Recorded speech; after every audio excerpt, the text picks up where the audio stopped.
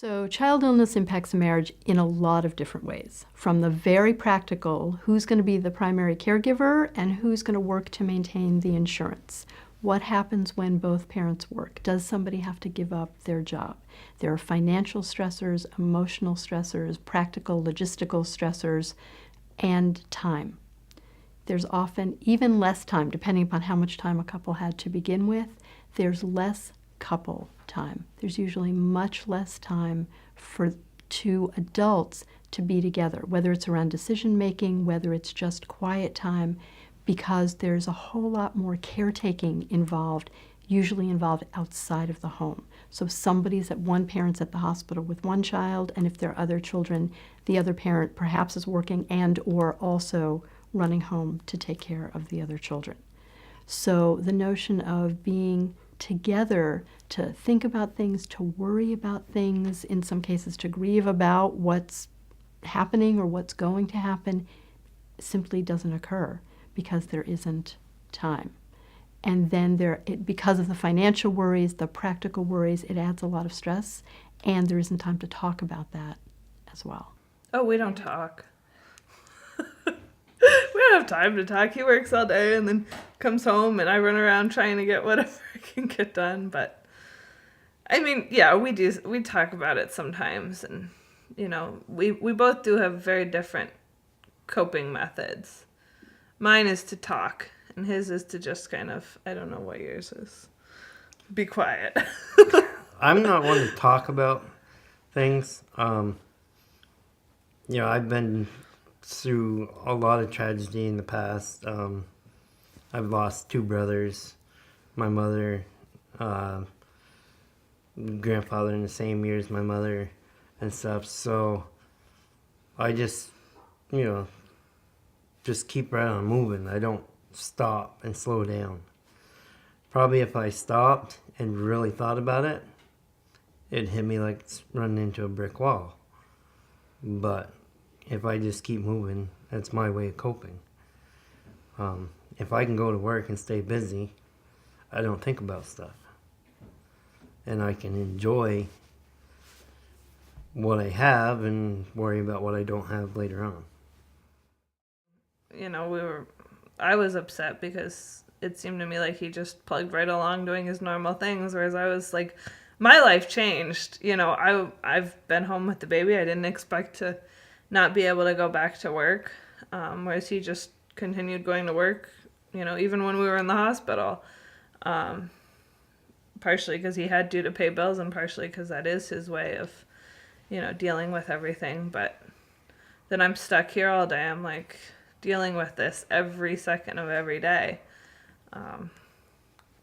But I guess in terms of creating problems for us, not that so much. I mean, I'm not going to lie, like, we have issues. I'm not going to sit here and be like, oh, we get along so great, because that would be a complete and utter lie.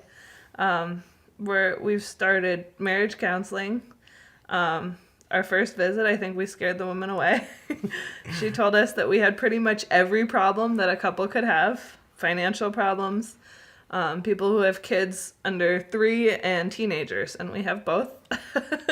Kids with medical problems or a medical problem in the family. So at least that justifies it. At least we're not, just fighting over nothing. But yeah, we do. We argue all the time.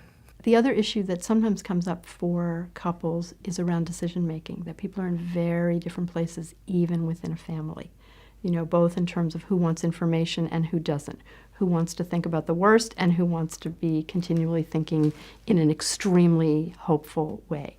So that sometimes divergent views and divergent ways of approaching things can cause strain in a marriage as well. Sometimes the sheer taking care of the child who's sick, sometimes a parent has been an easier parent in terms of the person who plays, and now limits have to be set. One parent ends up having to gather all the medical information, and the other parent isn't there to gather that information. Suddenly one parent's more knowledgeable about what's going on than another parent, and that can put a lot of strain on both parents. One parent doesn't want to be the holder of all that information, or the other parent feels left out. One parent may resent that they're the person who has to be at the hospital all the time, even if that's their choice, because they're the one watching the child, sometimes watching the child suffer, sometimes struggling around medication, also being in all the meetings and hearing all the medical information, and resenting that the other parent isn't there to kind of share that load. But it can happen in the other way, that sometimes a parent who has to work or who has to be home, who can't actually be there, resents the fact that the other parent gets to be there all the time and that they don't. I felt like I was being realistic. and they took that as I wasn't being hopeful enough. So that started a divide. And then as the medical journey went on and got more complicated, Mark was working and I was at home with Kai. And so, of course, I was dealing with most of those things head on and alone by myself because he was at work. And as the complications grew and his care became more in depth, that just continued to create a divide between us. I was living in the hospital a lot of the time with Kai, and Mark was here working.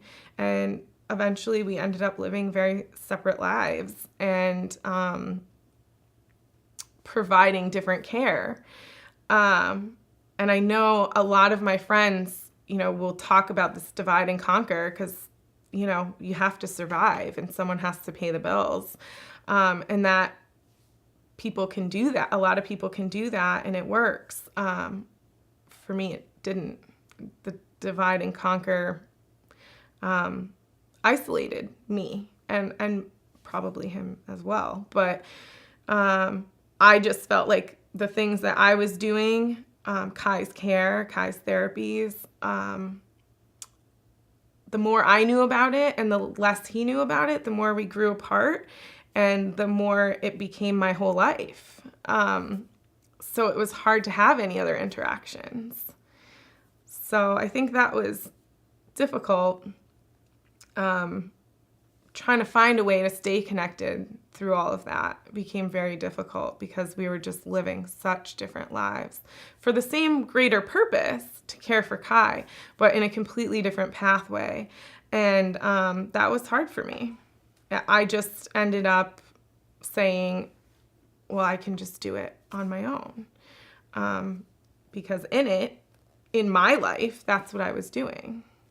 Of course, he was doing a lot on his end, financially and going to work and things that I couldn't have done at that time. But at the time, it felt very divided and it was difficult, for sure. Did you come back together around Kai at the end? I think we tried to come back together. We were together throughout the whole process. We all lived here together. In the end, that last month of Kai's life, Mark stopped working and was there every day with Kai and us, which was really great. And I'm really glad for him and for Kai that they had that time together.